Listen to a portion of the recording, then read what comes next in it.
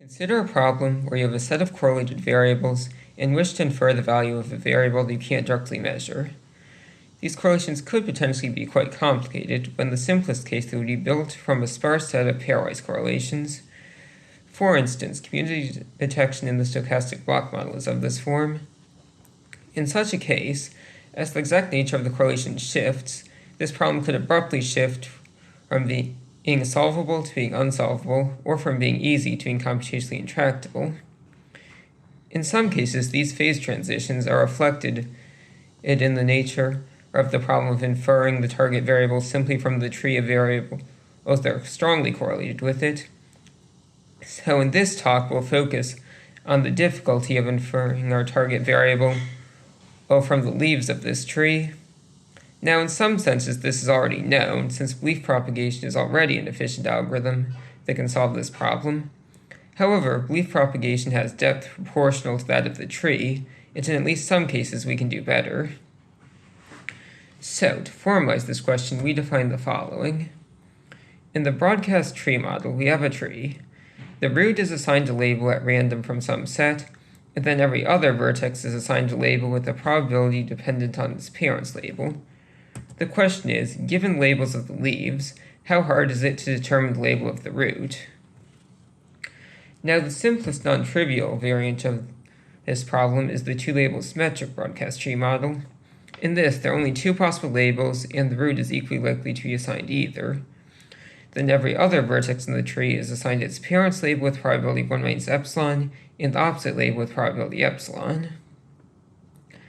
Now, when analyzing the difficulty of determining the root's label from the leaves labels, we're looking at it from the lens of circuit complexity. And the main complexity classes we need to worry about are the following. First of all, AC0 circuits are circuits of polynomial size, constant depth, and they're built out of and, or, and not gates. In one of these circuits, an and or gate can be computed on an arbitrary number of inputs or lower-level gates.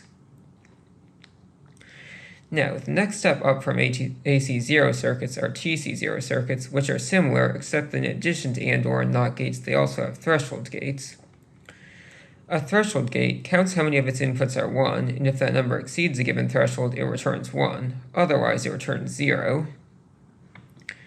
These are equivalent to well-behaved constant depth neural nets in the sense that given any TC0 circuit, there exists such a neural net that performs the same computation.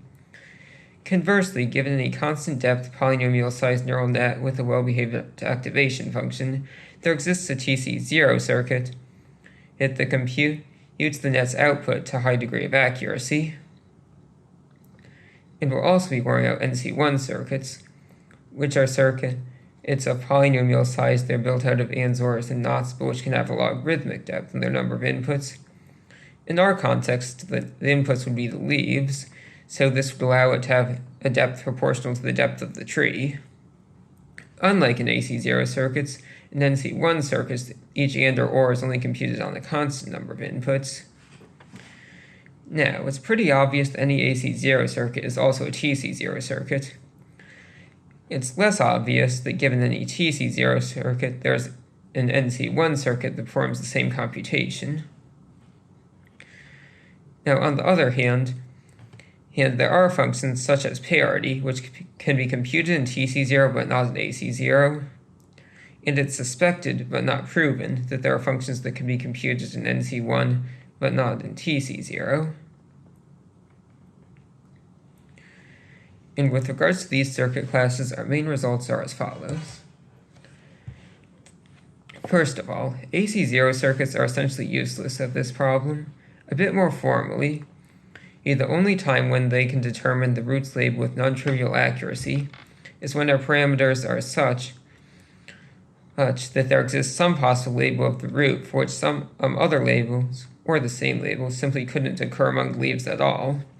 For instance, in the two-community symmetric case, the only time when AC0 circuits can determine the root label with accuracy better than 1/2 is if epsilon is either 0 or 1, i.e. they're only effective if either every vertex in the tree has the same label as the root, or if every label in the tree has the opposite label as its parent, leading the labels to alternate between even and odd levels.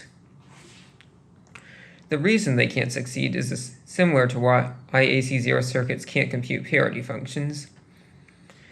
i.e., in our model, you can view each vertex as being assigned each possible label with probability epsilon and its parent's label with probability 1 minus 2 epsilon, which means that the leaves can generally be viewed as being independent of anything in a significant and tied up the tree. And it only takes one random value assignment to render an and or OR gate a constant. So as you increasingly express the leaves as a function of vertices higher in the tree, the circuit simplifies until it becomes a constant. On the flip side, NC1 circuits can do everything we care about essentially perfectly, i.e., there exists an NC1 circuit that computes the probability distribution of the root given the leaves with an error that's asymptotic to 0 as n goes to infinity. So that means that anything that's weaker than AC0 circuits is essentially useless, whereas anything that's stronger than NC1 circuits is overkill, which means the main question we actually have to worry about is how effective TC0 circuits are. And here things get somewhat more complicated. First of all, for a lot of choices of parameters we'd be interested in, including the two-label symmetric case when it's not trivial, determining the root label is NC1 incomplete in the sense that for any NC1 circuit, there exists a way to encode its inputs among the leaves such that the most likely label of the root is an encoding of the circuit's output. However, this might require assigning leaves values in a way that's unlikely to actually occur in practice, so this isn't necessarily particularly meaningful. However, given some more complicated choices of parameters in which there's more than two labels, this is NC1 hard even in the average case, i.e., it's possible to find a set of parameters such that it's possible to determine the root label with 99.9% accuracy, but unless TC0 is equal to NC1, there's no TC0 circuit that can determine the root label with accuracy better than that attained by guessing. The issue is this NC1 hard to determine certain products of permutations, and there exists a way to encode said permutations in the leaves in such a way so knowing the label of the root would solve that problem. Now, in the two-label symmetric case, on the other hand, TC0 circuits are more effective in the average case, i.e., they can determine the root's label with accuracy asymptotically better than 1/2 whenever it's possible to do so, and we've conjectured that they can determine the root's label with optimal accuracy. So, to take a closer look at that, we observe that in the two-label symmetric case, first of all, you can define the signal-to-noise ratio as k times 1 minus 2 epsilon squared. If the signal-to-noise ratio is less than 1, then it's impossible to determine the root label with non-trivial accuracy. If the ratio is greater than 1, then you can determine the root's label with non-trivial accuracy simply by counting how many leaves have each label. Unfortunately, that attains an accuracy that's worse than that attained by belief propagation, so it's not a full solution on its own. Our plan for dealing with that is to find some small but increasing d prime and guess the label of each vertex at depth d prime based solely on leaves descended from it. Then we'll try to determine the root's label based off our guesses of those labels. A bit more precisely, we have the following circuit. First of all, as its inputs, we simply have the leaves labels. Then, for every vertex at depth d prime, we have a threshold gate, which determines which label the majority of the leaves descended from that vertex were assigned, and guesses is that vertex's label appropriately. Then, for every possible assignment of labels to these vertices, we have an AND gate, which is set to return 1, and if and only if those gates took on that listed series of values. Finally, for each of the two labels, we have some set of values of conjectured labels at depth d prime for which we want the circuit to conclude the root as that label, and then set up an OR gate that takes inputs from every AND gate corresponding to one of those possible assignments. So for a sufficiently small value of d prime, this can still be done with a polynomial sized circuit, whereas it's still an increasing depth for the subtree of depth d prime. Whenever the signal-to-noise ratio is greater than 1, on our majority gates succeed at determining labels at depth d prime with accuracy 1/2 plus epsilon prime for some epsilon prime greater than 0, so we get non-trivial guesses at depth, which means the main question is it possible to bootstrap from there to optimal accuracy? So for sufficiently large values of the signal-to-noise ratio, it's known that it's possible to determine the root label in this tree with optimal accuracy, even given highly noisy values of the leaves.